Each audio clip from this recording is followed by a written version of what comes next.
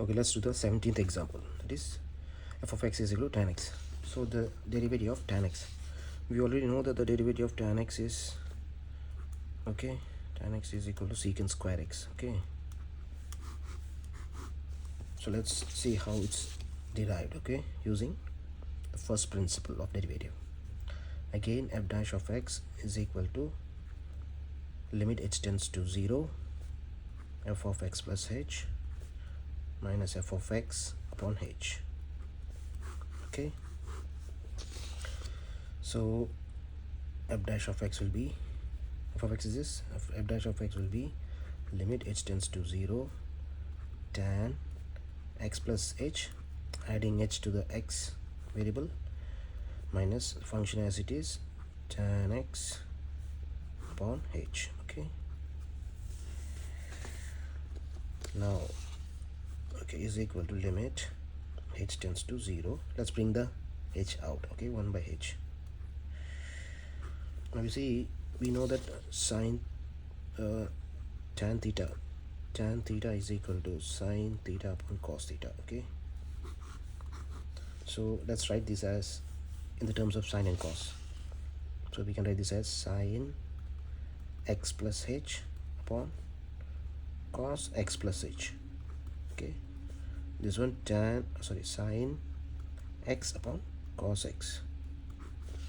Okay, so limit h tends to 0, 1 by h.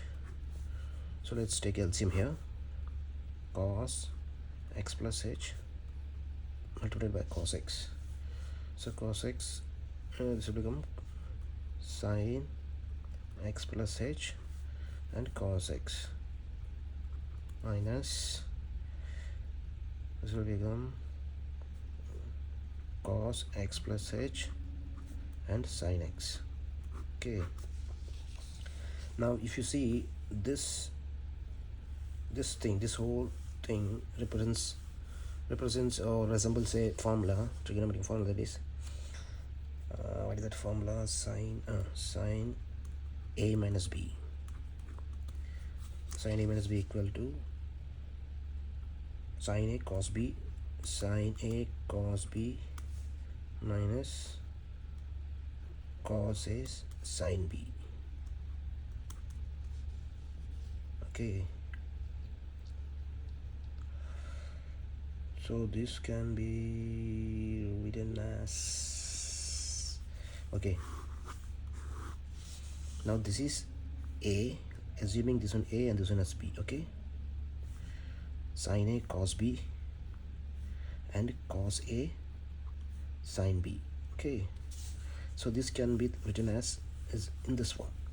So we get limit h tends to 0, 1 upon h sine a minus b. A is this one, x plus h, minus b is x. Okay, upon cos x plus h divided by cos x. Okay, now this both get cancelled. You have limit h tends to 0, 1 upon h sine h upon cos x plus h multiplied by cos x. Okay, now you see we have sine h here, so let's change this to sine x upon x form. Okay, limit x tends to 0, which is equal to 1. Okay, so let's divide h in this. Okay, sine for sine, so limit h tends to 0, 1 upon h. So this can be written as sine h upon h, and this can be written as multiplied by 1 upon, we'll just shift it. Okay, cos x plus h upon cos x. Now we'll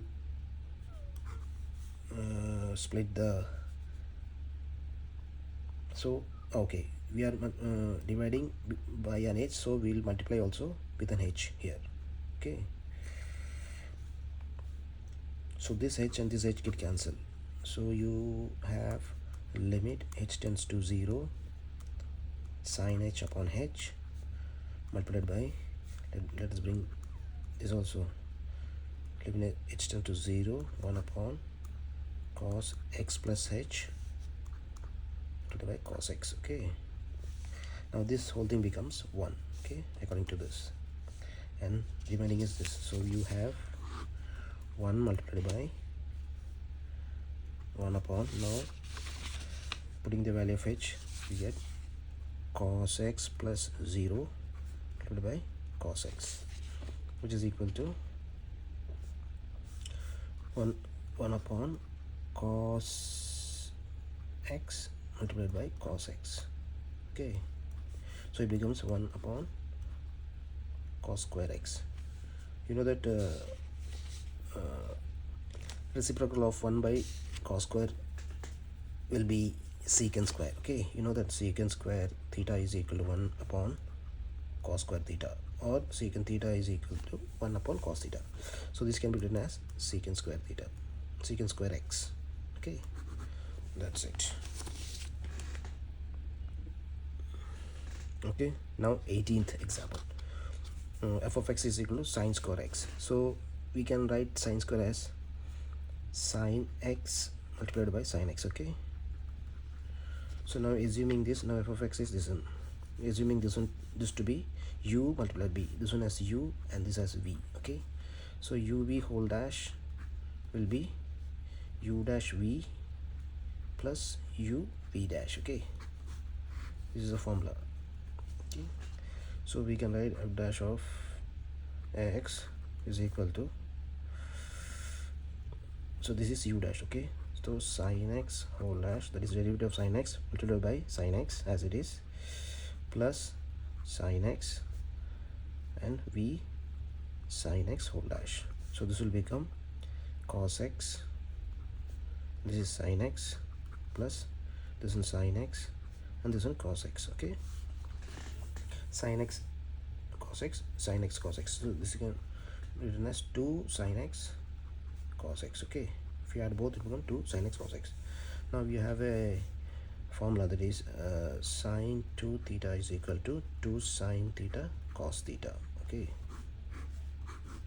2 sine theta cos theta can be written as this. So this is in this form, 2 sine x cos x. This can be written as sine 2x. Okay, that's it.